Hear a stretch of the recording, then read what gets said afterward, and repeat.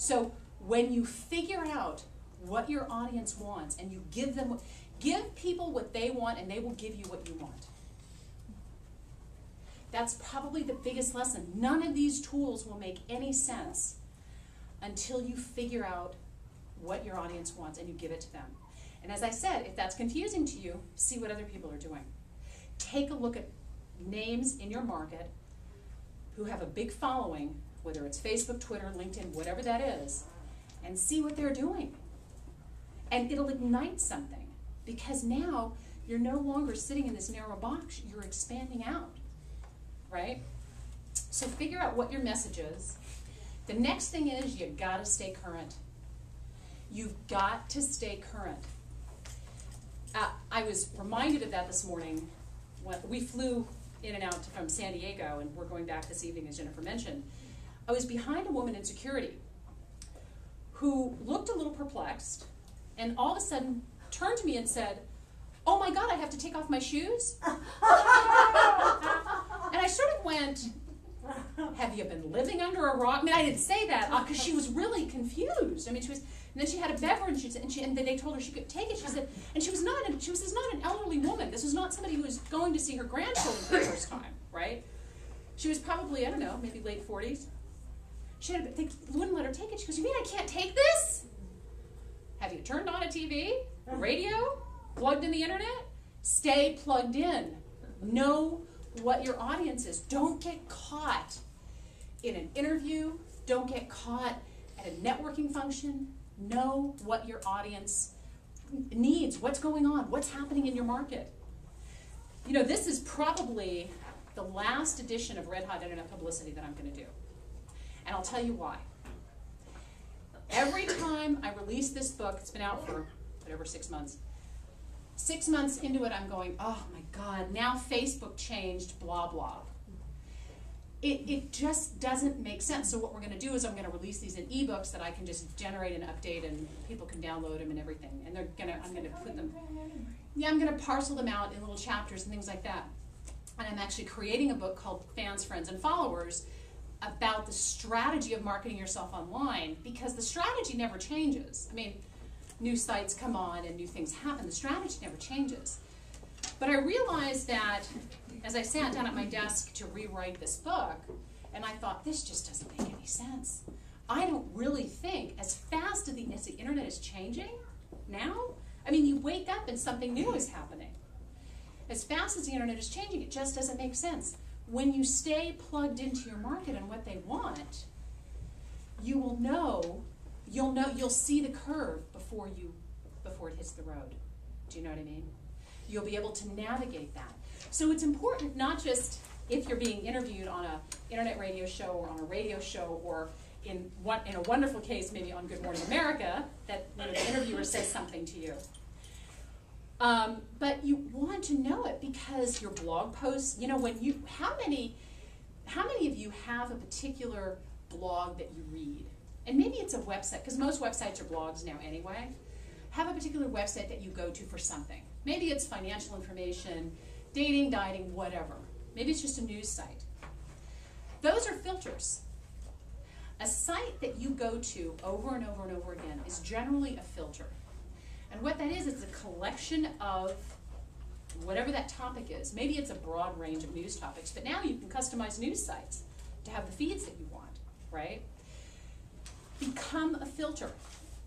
People will pay money for a filter, because I'm told over and over again that, okay, well, this whole internet thing is fine, but how do I monetize it? Figure out where they are, know what your objectives are, give your audience what they want, become a filter. And a filter is where you are collecting, like for example, at amarketingexpert.com, which is my website, our blog is a filter for all things publishing and marketing, everything. We do a weekly publishing roundup, we talk about latest marketing trends, we talk about what other people are doing. There's a guy that's making $30,000 a month selling ebooks, self-published ebooks. Of course, we feature him because ebooks are all the rage and everybody wants to know, how did he do it, right? When you become a filter for your topic, people will beat a path to your door. You become a filter because look at, right, we live in such a noisy society, don't we? We watch television and we've got a crawl and then we've got something going down the side and we're all sort of ADD. I mean, I know, like I was, over the holidays, I was trying to get published today, and I just found myself I had to turn my internet off, right? Because I was sort of like, ooh, look, a butterfly. Right? How many of us have done that? So in order to, to simplify your consumer's life, your reader's life, you want to become a filter. If you have written fiction, entertain them. Figure out what your reader wants. For every genre, it's different. Entertain, enlighten. In some cases, authors will choose to write in character to create an entire persona of this person. Back when Second Life was big, which I don't know if any of you have ever been on Second Life, but it's kind of creepy. It's this whole sort of virtual reality thing, which that people actually love. Have houses and families and second. I'm just thinking, maybe some therapy, right? I mean, if you need to create another life, maybe that's a sign. But what you really want to do is you want to give your audience, again, if it's mystery, we had a guy that we worked with, and he self-published his books. I saw your question. We'll get to you in just a second. He self-published all of his books, and he wrote about this detective. He had a series of 5 of them. The detective, same detective each book. So he said, gosh, you know what, Penny, I just don't know what to do. Fiction, yawn, right? How do I attract him to the site? I said, create a blog that's written in the detective's voice. And now he has a Twitter account, and he tweets these little stories, 140 characters, and leads him back to his blog. So he created this whole persona. So what this detective does in between books is he solves other little mini mysteries. Right? And if you become how many of you have read a fiction book where you become a fan of the character, right? And you would read that, right? I mean, like when the girl with the dragon tattoo came out, I mean, people were just, oh my gosh, who's going to be cast as the girl? I can't remember her name now, but who's going to be cast as the girl? People were big fans.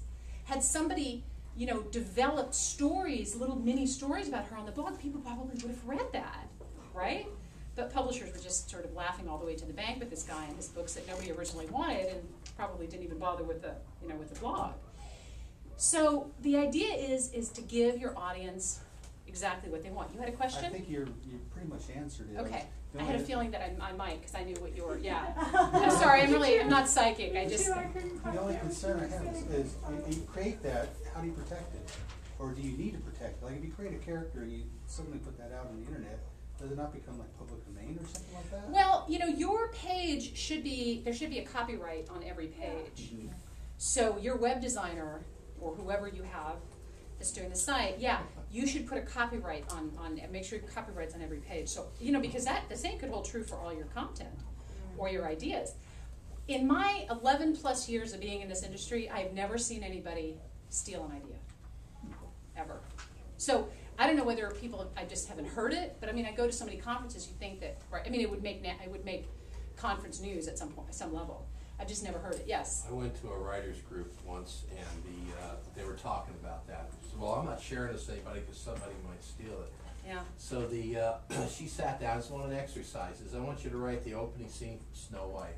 You all know it. You know what it's like. Right. He sat down. We had 50 people in the room. There were 50 different opening scenes. Absolutely. See, that's why nobody will steal you, because nobody thinks like you. Yeah, absolutely. That's a very good point. That's a very good point. No, it's very difficult. People talk about, obviously you want to protect an idea, especially if it's something, because generally, if you have an idea, there's probably 100 other people in driving distance of you that have also thought of it potentially. So you want to protect an idea, but really, you've got to share your work. And this is an interesting industry because writers are very generous. In fact, as you start to friend other writers in your market, you will find that they are helpful, they're generous, they're willing to sort of step out. I mean, I get dozens of emails a week from people looking for help or lost or something like that, And I tell people at conferences, if you have a question, reach out, because I'll tell you something. Better to ask than to make the mistake. Because we've had authors who have come to us after spending $60,000 and have no book, nothing to show for it. There are a lot of places to spend your money. You want to spend your money and your time in the best possible place. So if you have a question about anything, ask somebody, whether it's myself or Jennifer, or anybody else that you've ever met at a conference. Reach out and talk to somebody. Protecting ideas, copyright your website. That's the biggest thing.